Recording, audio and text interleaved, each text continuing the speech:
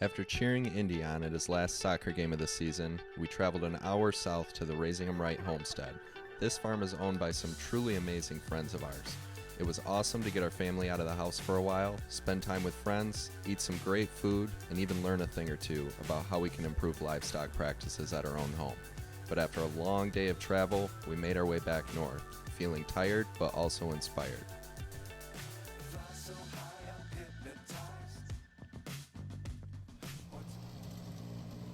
We've learned the best way to harness all of the big personalities in our house is to keep things interesting.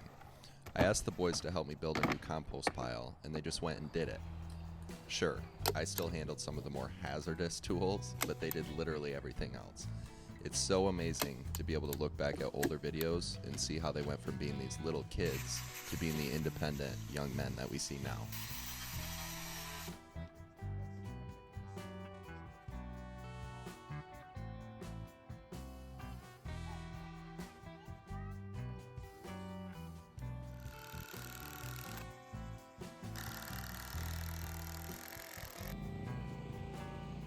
Today we are making a compost bin, so we just mowed over these leaves to break it down a little bit so it can dissolve easier into the compost bin. We're gonna mow some grass and then put the grass clippings into our new compost bin, and yeah.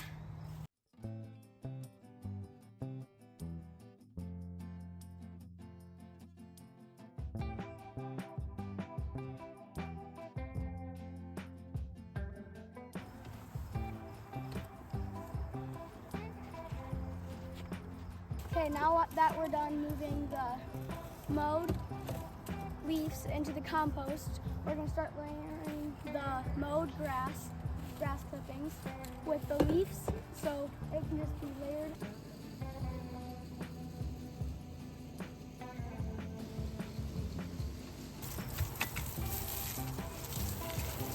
There you go. Good job, Indy. That's how you make compost. So we mixed our browns and greens, we layered them, and we just kind of repeated that same process until we got pretty full.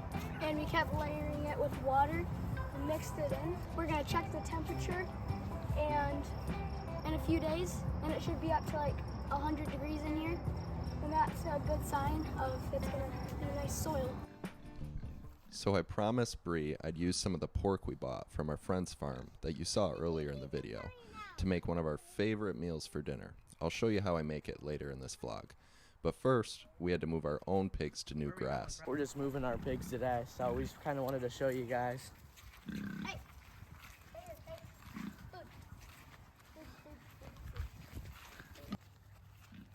Thank you, buddy. We've been extremely impressed with the laid-back demeanor of the Kune pigs compared to the last breed we raised, which really gave us a challenge. It used to be all hands on deck when we had to rotate them, but now the kids could pretty much do it by themselves.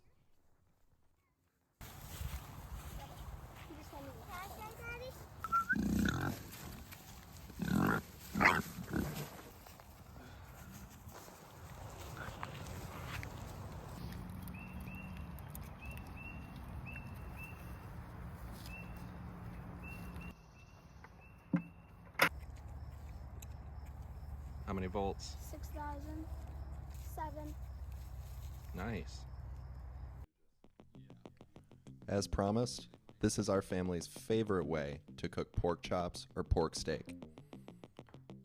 Since we started buying our meat local or growing it ourselves, it's really changed the game in terms of what we expect our food to taste like. The first step to getting any pork chop or pork steak to come out perfectly is scoring the fat rind along the perimeter of the steak. This is going to prevent curling during the cooking process. Season with salt, cut up an onion, set it aside. I add butter and olive oil in the frying pan, and then I add the chops to the pan.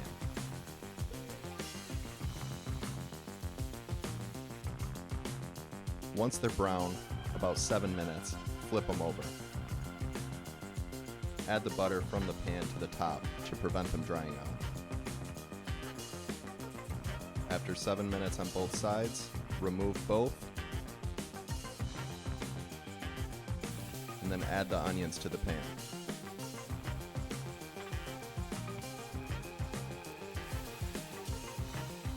Cook the onions until they're golden brown.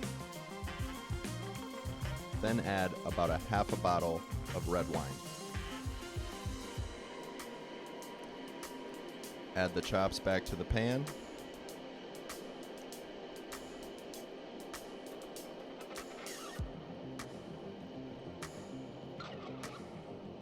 Now lower the heat to a simmer and cover for 45 minutes to an hour. When they're done, it should be the most tender piece of meat you've ever had. And the whole family loves it.